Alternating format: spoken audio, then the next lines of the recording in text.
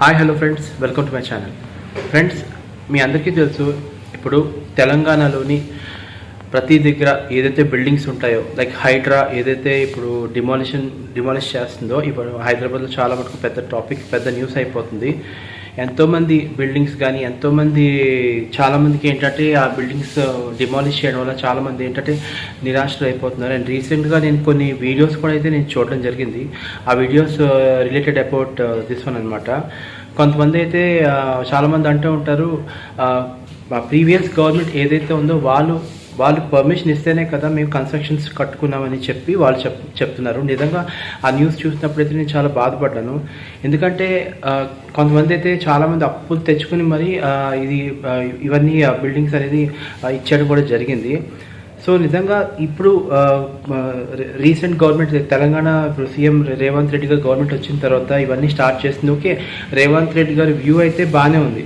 ఎక్కడైతే అక్రమ కట్టడాలు ఉన్నాయో అవన్నీ డిమాలిష్ చేయాలనే థాట్ అయితే మంచిదే, నేను కాదంటలేదు. ఎందుకంటే ఇలా చేయడం వల్ల ఏంటంటే ఎప్పుడైనా భారీ వర్షాలు వచ్చినప్పుడు ఆ వాటర్ అంతా ఏదైతే ఉందో బేసిక్గా ఈ చెరువుల్ని ఆక్రమించి బిల్డింగ్ని కట్టడం వల్లే ఈ వాటర్ ఎక్కడ అంటే వెళ్ళడానికి వే లేకుండా మొత్తం ఏంటంటే మునిగిపోతుంది. ఇది కరెక్టే. కాకపోతే డిమాలిష్ చేసే ముందు ఎవరైతే ఉందో డిమాలిష్ చేసే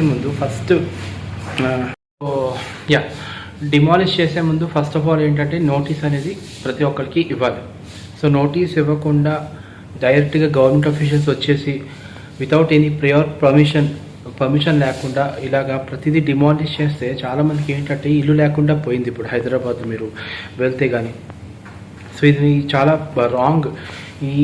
ఈ స్టెప్ అనేది చాలా రాంగ్. ఎందుకంటే ఇది చాలా ఎఫెక్ట్ అవుతుంది. ఎందుకంటే మీకు వచ్చే రాబోయే ఎలక్షన్స్లోని ఎవరైతే ప్రజలు మీకు ఓటేశారో అదే ప్రజలు మీకు ఎగెన్స్ట్ అవుతారు. మళ్ళీ కేసీఆర్ ప్రభుత్వం రావడం అయితే మాత్రం కన్ఫామ్గా ఇది జరుగుతుంది.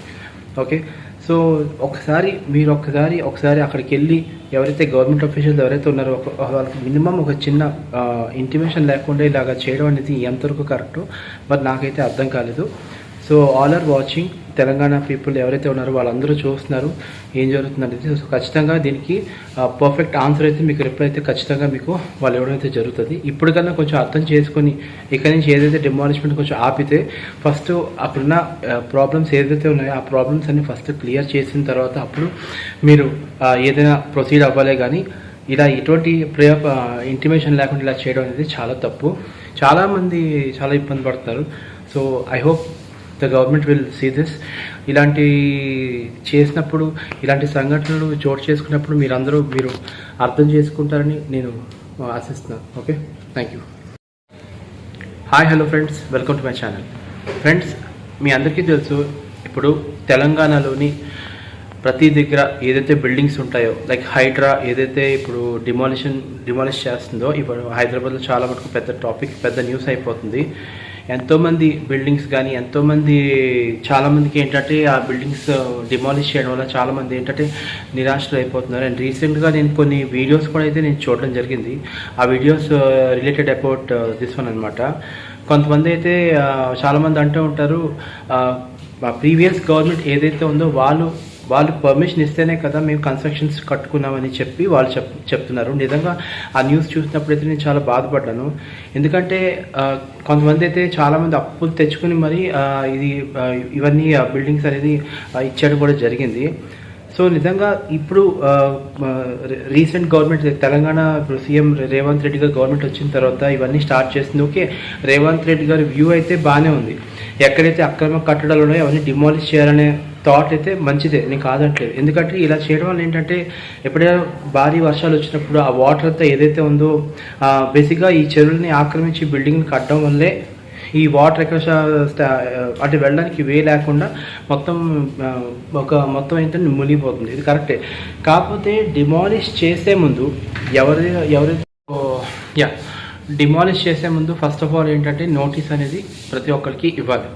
సో నోటీస్ ఇవ్వకుండా డైరెక్ట్గా గవర్నమెంట్ అఫీషియల్స్ వచ్చేసి వితౌట్ ఎనీ ప్రియార్ పర్మిషన్ లేకుండా ఇలాగా ప్రతిదీ డిమాలిష్ చేస్తే చాలామందికి ఏంటంటే ఇల్లు లేకుండా పోయింది. ఇప్పుడు హైదరాబాద్ మీరు వెళ్తే కానీ.